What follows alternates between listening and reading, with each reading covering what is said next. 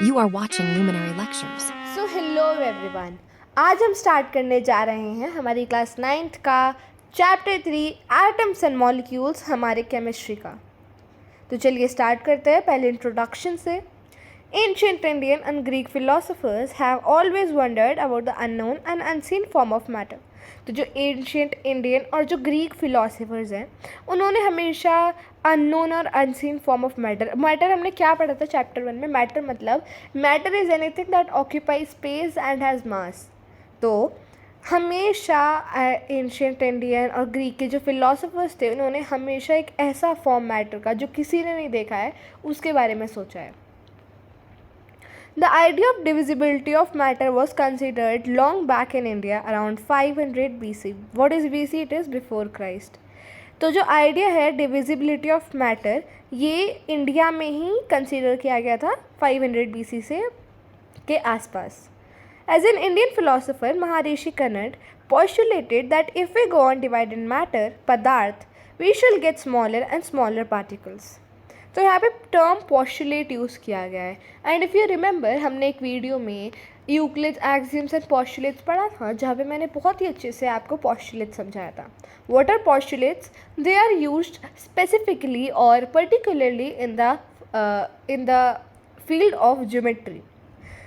For example, taking the postulate that circle of any size can be drawn on any radius. Okay.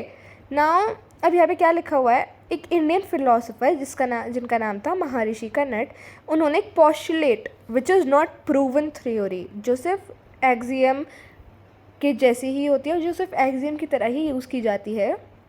उन्होंने क्या बताया था कि जब हम किसी पदार्थ को किसी मैटर को डिवाइड करते हैं उसको और पार्ट्स में छोटे छोटे पार्ट्स में करते जाते हैं तो हमें बहुत ही छोटे छोटे पार्ट्स मिलते ही जाते हैं और ऐसे ही छोटे छोटे पार्ट्स करके हमें मिलता है एटम। उस एटम का कोई और पार्ट नहीं किया जा सकता है, that is the smallest part. ठीक है। Ultimately a stage will come when we shall come across the smallest particle. यही जो मैंने अभी बोला कि ऐसा स्टेज आएगा जब हम एकदम स्मॉलेस्ट बहुत ही छोटे से पार्टिकल के अक्रॉस आएंगे जो दोबारा डिवाइड नहीं हो पाएगा। ही नेम दिस पार्टिकल्स परमाणु। उन्होंने इस पार्टिकल्स का क्या नाम रख दिया? परमाणु। वी से परमाणु बम, इंग्लिश में क्या बोलते हैं? Atom bomb, right. Another Indian philosopher Pakudha Katyayana elaborated this doctrine and said that these particles normally exist in a combined form which gives us various forms of matter. तो जो एक और इंडियन फिलोसोफर थे जिनका नाम था पकूदा कतियामा, उन्होंने बताया ये जो डॉक्ट्रिन है, ये जो बेस है इस चीज़ का, उन्होंने बताया कि जो ये पार्टिकल्स हैं, जो स्मॉलेस्ट फॉर्म ऑफ पार्टिकल है, ये कंबाइंड फॉर्म में ही एग्जिस्ट करते हैं और इसीलिए हमें मैटर के बहुत सारे फॉर्म्स मिलते हैं। इसी के बाद हमने कई सारे मैटर के टाइप्स भी पढ़े थे। Around the same era, which era? Around 500 BC, an ancient Greek philosopher Democritus and Leucippus suggested that if we go on dividing matter, a stage will come when particles obtained cannot be divided further. Same he era में same सी ही बात Greek philosophers ने भी कही थी, Democritus और Leucippus ने, कि अगर हम मैटर को डिवाइड करेंगे तो एक ऐसा स्टेज आएगा जब वो दोबारा डिवाइड नहीं हो सकते, the smallest particle. Democritus called these indivisible particles atom, meaning indivisible. What is indivisible? Which can not be divided further. तो जो डेमोक्रिटस थे उन्होंने इस टर्म को, जो एक मैटर का एक पार्ट जो कभी भी आगे डिवाइड नहीं हो सकता है, उन्होंने इसको क्या बोला? एटम। ठीक है। All this was based on philosophical considerations and not much experimental work to validate these ideas could be done till 18th century. जितने भी सारे philosophical considerations की गई थी ये एक्सपेरिमेंटली शो नहीं की गई थी। मतलब ये एक्सियम्स आप कह सकते हो, पोस्टुलेट्स थे, और ये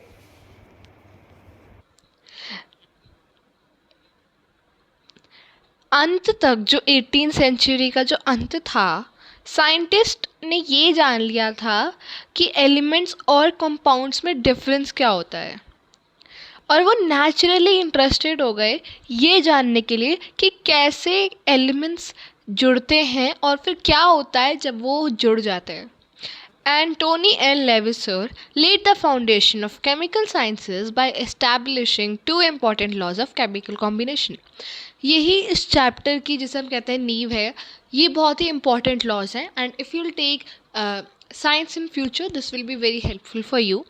Anthony L. Levisseur ने एक फाउंडेशन ले करी जो केमिकल साइंसेस पे बेस थी और दो इम्पॉर्टेंट लॉज उन्होंने निकाले जो नीचे स्टेटेड भी हैं. तो पहला है लॉज ऑफ केमिकल कॉम्बिनेशन. इसके दो लॉज होते हैं जो भी हम पढ़ने वाले हैं.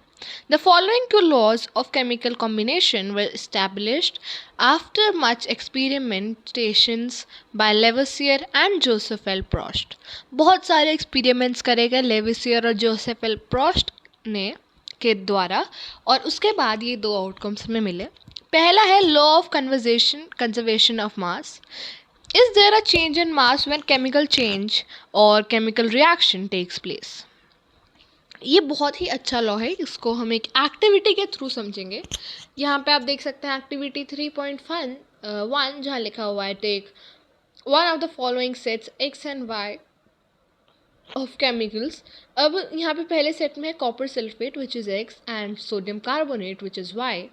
Then we have barium chloride which is X and sodium sulfate which is Y. Then we have lead nitrate as X and sodium chloride as Y. हमारे पास तीन सेट्स हैं. Out of 3 we have to take one set. For example देखते हैं इन्होंने कौन सा लिया है. For example, taking the first set only, copper sulfate and sodium carbonate, prepare separately a 5% of any one pair of substances listed under X and Y each in 10 ml in water. 5% का एक separation थोड़ा अलग से बनाना है किसी भी एक pair का. जो जैसे हमने सेट 1 लिया है उसका हमें एक सॉल्यूशन बनाना है और उस सॉल्यूशन को हमें 10 ml of water 10 millilitre water में डालना है. Take a little amount of solution of Y in a conical flask and some solution of X in an ignition tube. अब कॉपर सल्फेट का जो सॉल्यूशन है थोड़ा सा वो लेना है हमें कोनिकल फ्लास्क में और जो हमारा नहीं जो वाई सॉल्यूशन है मतलब जो सोडियम कार्बोनेट का सॉल्यूशन है वो हमें कोनिकल फ्लास्क में लेना है और जो हमारा कॉपर सल्फेट है वो हमें लेना है इग्निशन ट्यूब में. Hang the ignition tube in the flask carefully. See that the solutions do not gate mixed. Put a cork on the flask. Way the flask with its contents carefully. तो यहाँ पे क्या बोल रहे हैं जो ignition tube है उसको फ्लास्क में हैंग कर देना है as you can see in this figure 3.1.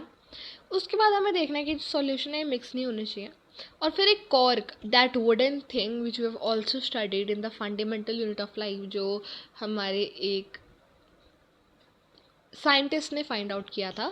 You have to find that name. Robert Hooke था या ब्राउन था whatever it was. You have to find that नाम out revise it and then just tell me the name in the comments. Weigh the flask with its contents carefully. अब जो flask है उसका हमें weight देखना है. Now tilt and swirl the flask so that the solutions X and Y gets mixed.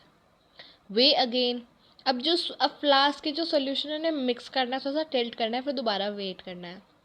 हम देखेंगे कि जो केमिकल रिएक्शन जिसने अपनी जगह ली है वो ना ही चेंज हुआ है फिजिकल प्रॉपर्टी में ना ही chemical. This is what law of conservation states. तो यहाँ पे हम देख सकते हैं law of conservation of masses states that mass can neither be created nor destroyed in a chemical reaction.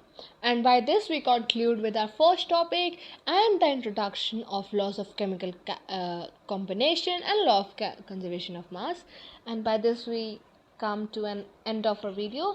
हम अपना जो लास्ट टॉपिक है इस चैप्टर का लॉ ऑफ कांस्टेंट प्रोपोर्शंस और डाल्टन्स लॉ ये हम कंप्लीट करेंगे हमारी अगली वीडियो में. Till then thank you very much.